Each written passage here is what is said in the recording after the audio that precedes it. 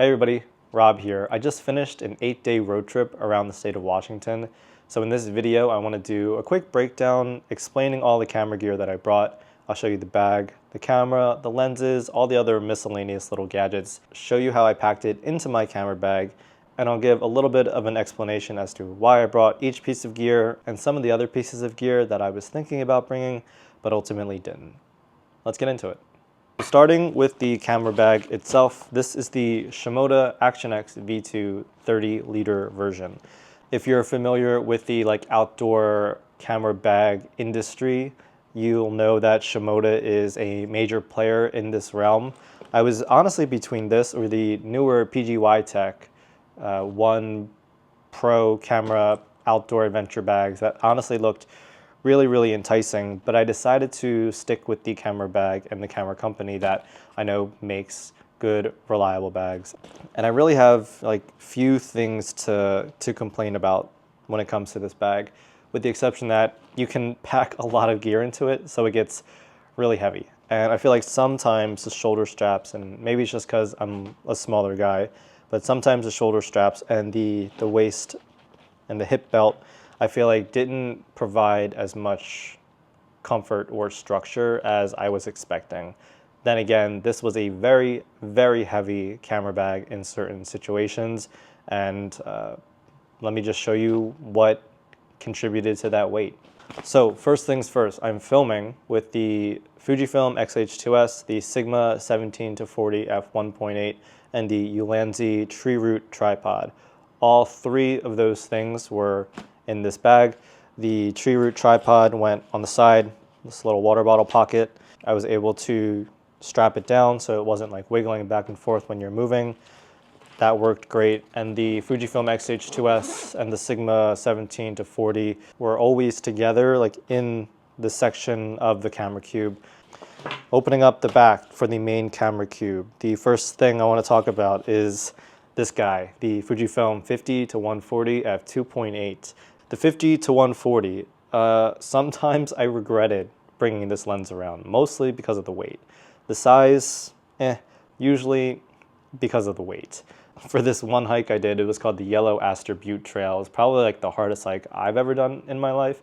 Hiking with this guy, I was honestly regretting bringing this and not just leaving it in the car or leaving it back in my room. But when I got up there, I was able to get a couple really cool shots with this lens. And this lens did come in handy, I have to say, for pretty much every location I was in. So in hindsight, I am glad that I brought it around in certain moments when I was hiking with this bag, or even just bringing it into restaurants because I didn't want to leave it in the car. It is quite heavy, and this is definitely a main contributor to that weight. Quick little tangent. I decided to go into the Fujifilm ecosystem because I always heard that the APS-C lenses are smaller and lighter and cheaper than the full frame alternatives, and I do have full frame cameras. I have the Sony a7 IV and the FX3. I also have the Sony 70-200 G Master Mark II, and this guy is pretty much just as big and maybe just a little bit lighter than the G Master Mark II, but I would love if Fujifilm or anybody, Sigma, Tamron, could make a 70-200 equivalent that is smaller than the full frame competitor. Because yeah, bringing this guy around basically felt like lugging around the 70-200 G Master II. One of the other cameras that I brought with me, this is the Nikon F3 HP with the 28mm f2.8 AIS lens. This is the only lens I brought for the Nikon F3. I was debating bringing the Voigtlander 40mm that I have for it, or even the 50mm 1.4. I think 1.4 that I also have for this camera, but I honestly really do like the 28mm focal length. If you own a Nikon F3, you know that this is kind of beefy for a film camera, especially compared to other Nikon cameras like the FE or the FM series. But the F3 is just super reliable. It is rugged, and I love its aperture priority shooting. It really, I think, nails the exposure pretty much every single time. And in tricky situations, because the light meter is like 80-20 heavily weighted towards the center spot, I can almost essentially use it as a spot meter and then make up my mind for how I want to expose the scene based off of the different readings I get from this light meter. So once again, very big for a film camera, very heavy for a film camera, but I haven't gotten the scans back yet, but I think it was ultimately the right decision. This is just one of the most fun film cameras I've ever used. Now, in terms of other film cameras, I really was thinking, like, should I bring a point and shoot? Should I bring the Contax T3 or my Yashica T4? Ultimately, I decided against doing that, and I think it was the right decision between juggling video and photo with the Fujifilm X-H2S and then film with the F3. I don't know how I could have remembered to even properly utilize one of those other point and shoot cameras. Now, it would have been nice to bring, I think, for the simplicity of it, maybe instead of the F3, but I really wanted to try that tactile film analog feel that only like a manual SLR can provide. Other like knickknacks and things. This is the Sennheiser MKE 400 shotgun mic. Honestly, barely even use this. I don't think I would bring this again for the types of videos that I filmed, which were mostly just like postcard style things, not a lot of vlogging. And if I did want to vlog, I have this guy, the DJI Mic 2, I think it is. Another new addition for this trip specifically, this is the DJI Osmo Action 5 Pro. I decided to buy this for the trip, and I kind of use this as like my vlogging camera, mostly in the car. I can show you some of the shots that I was able to get. I had a little magic arm that I just hung on the neck, I guess you could call it, of the rear view mirror. I just like hung it upside down, and I would vlog while driving, just stream of consciousness sort of stuff. I was rambling for like 5 to 7 minutes at a time. So that's another thing that I brought. This is an Anker like portable charger. I think it's 20,000 milliamp portable charger with 2 USB-C and 1 USB-A port. I always bring emergency power. My phone battery dies like crazy. And even though I didn't really need to, I figured in case I needed to charge my batteries on the go. It can charge multiple things at once, and it can charge things like multiple times because it is huge. Battery pack for the DJI Osmo Action 5 Pro. It holds 3 batteries at once, and you can charge all 3 at the same time. Osmo Action 5 Pro like selfie stick thingy. The only other thing I have in this camera cube is this Moment filter pouch, which holds my ND filter and my circular polarizer. That's everything in the main compartment. I'll show you how I broke down everything else in this bag. This was for my water bottle, and here I would have like my wallet, keys, cables, and then in this is the Moment battery pouch. So I would have my extra XH2S batteries in here. What I really like about this pouch is that it has a section for the fully charged batteries and then a section for the batteries that are dead. So you always remember, which is which.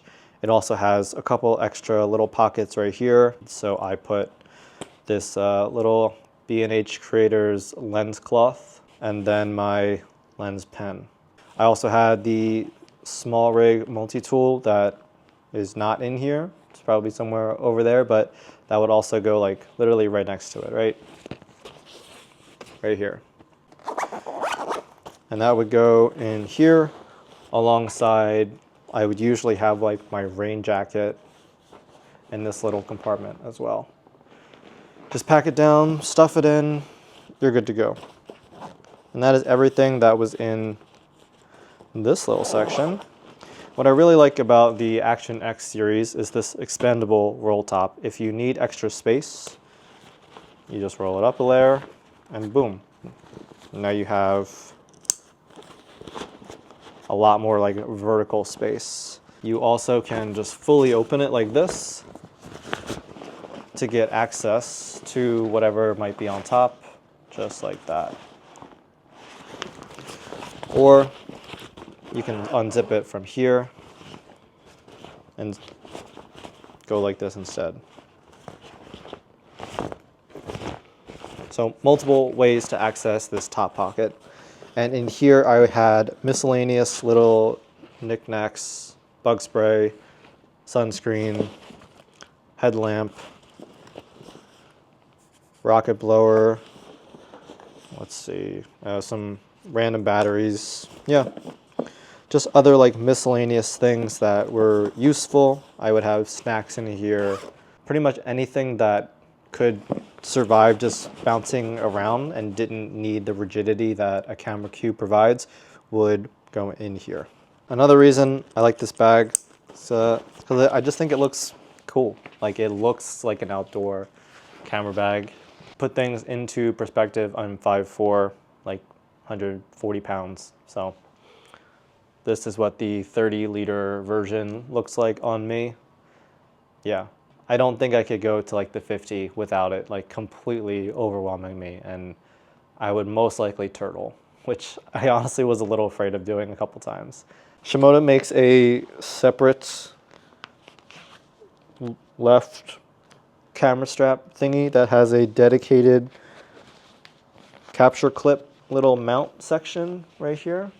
So I upgraded to that. It was like 50 bucks, I think. So not nothing, but definitely worth it, because the old Shimoda strap, it was like impossible to get a capture clip on it, or at least in a good spot. Like I think the old one, I had to put it like up here and it would just dig into my shoulder, to my upper chest, and it was always in like a really awkward spot because the camera was like here. So it would fall like out a little bit rather than just going straight down. So having the new strap, I think, is basically a must-have. And it'd be really nice if they could just ship standard, because capture clips, especially for outdoor photographers, are kind of essentials. In this little pocket, I could put my phone, my sunglasses. Sometimes I would put the bug spray in here because that's how aggressive they were being. But yeah, you can kind of just put whatever you want in here. And if not, you can fold it back up. So it's good to go. But that is everything I brought with me for my 8-day Washington road trip. Now, I kind of wish in hindsight that I brought a wider lens. I thought the Sigma 17 to 40 would be wide enough because it's basically like a 25 to 60, 25.5 to 60, whatever. And usually when I'm out and shooting, I like never go wider than 24, like almost never. I usually stick to like 28, 35. But some of these mountains were just a lot bigger than I anticipated, and I was closer than I anticipated. So sometimes I just didn't have any more space to back up, and I was zoomed all the way out to 25 or 17 on the Sigma. I kind of wish I brought like the Viltrox 13 mil, which is equivalent to a 20 mil, which I've brought around with me before. It's a great lens, but I just didn't have space basically for it. But it's all a matter of how much can you fit in this, and how much do you want to carry around, right? It's not just can I fit it, it's can I deal with the weight that comes with bringing everything that I want to bring. I wanted to bring a point and shoot. I wanted to bring my X100 with me. I wanted to bring a different lens for my film camera. I wanted to bring potentially the Siri 20 mil 1.8 1.33x anamorphic lens because of the head, specifically for this headlamp shot that I wanted to get on the beach, which I got, but I think could have looked cooler had I brought the anamorphic lens because of that flare the headlamp would have provided, but couldn't do that. That lens is bigger. It's not like super heavy, but it is bigger, and that would have eaten up a good amount of space. So maybe I should have brought a wider lens, but I'm pretty happy with the video and the photos I was able to get, mostly with the Sigma 17 to 40. And when I did use the 50 to 140, I was glad that I brought it because I was able to get, I think, some really cool shots utilizing that compression, utilizing that reach that it provides to get like these really, really close-up detail shots of the mountains that I've never had the chance to take before. All in all though, I'm pretty happy with the photos and the videos I was able to get. If I haven't shared them on this channel already, I will be sharing them soon, or they might be on my Instagram, so feel free to go follow me over there or on my TikTok, both at rob.folk. If you have any questions or comments about the gear that I just didn't get the chance to talk about, feel free to let me know in the comments. I always try my best to respond to them. But until next time, happy shooting.